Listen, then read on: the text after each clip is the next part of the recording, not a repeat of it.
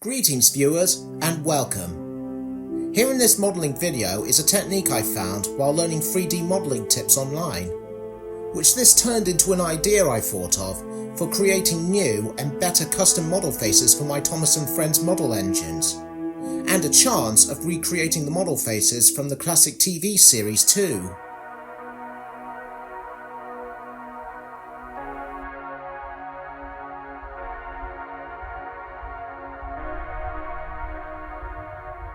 Sometime between 2024 and 2025, I began to get into 3D modelling and 3D printing after watching various videos that were made by Caleb Train, the Train Modeler, and Thomas the Tankman 111.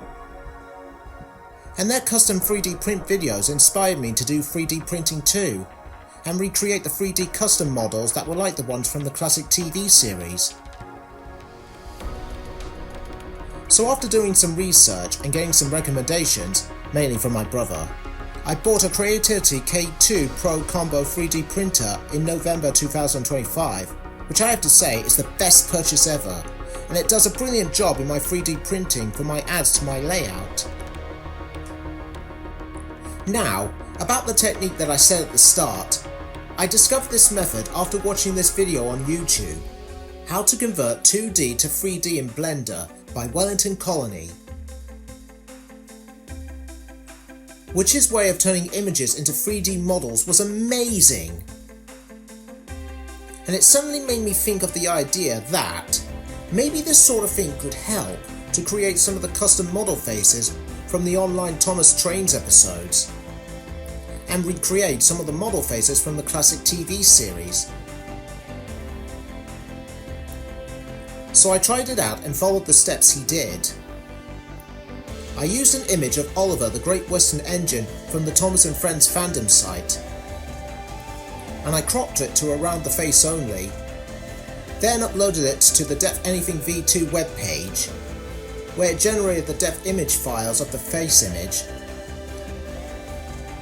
and I downloaded the grayscale image, opened up Blender, added a new plane object, subdivided it by 50 cuts, then applied the downloaded grayscale image as a displaced texture modifier to it, which produced the same model face as shown in the image. Then I played around with the displacement settings until the dimensions matched the reference image I used to help get the model right. Before applying the modifier, I also added a subdivision surface modifier to help make the face smoother as well.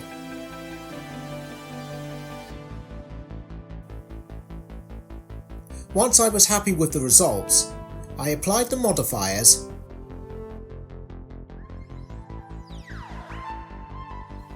then I used a cube object on the back of the face, then applied a boolean modifier to the face using the cube to flatten out the back.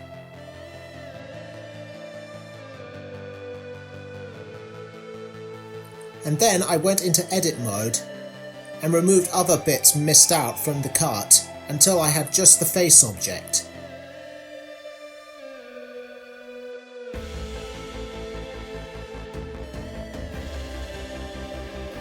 To make the eye holes, I used two sphere objects, placed them carefully in the areas so not to lose any details around the hole areas.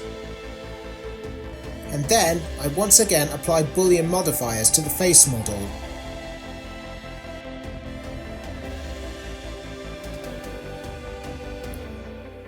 And once the areas were cut out perfectly, I resized the face to match the dimensions I measured for the smoke box.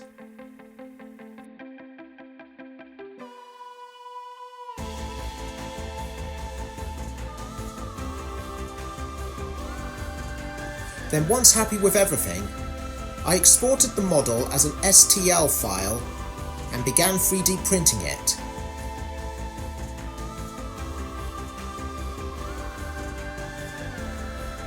Which the result turned out fantastic from my point of view.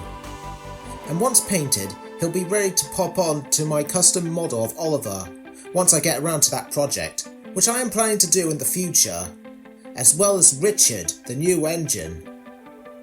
and updating the faces on my models of Bear and Wilbert too. Another thing I've thought of as a limit to this technique is that it can only work if the image of the face is facing forward. If the face image is taken from an angle and the face is not shown completely, then the printed model face won't come out properly, so that's something to take into account. Hope you all enjoyed this video and found this idea I thought of useful for your own makes too. Also, a big thank you to Wellington Colony with his tutorial video he provided online, which for me has been a real help with thinking up this idea, so credit to him too. So until next time, bye for now!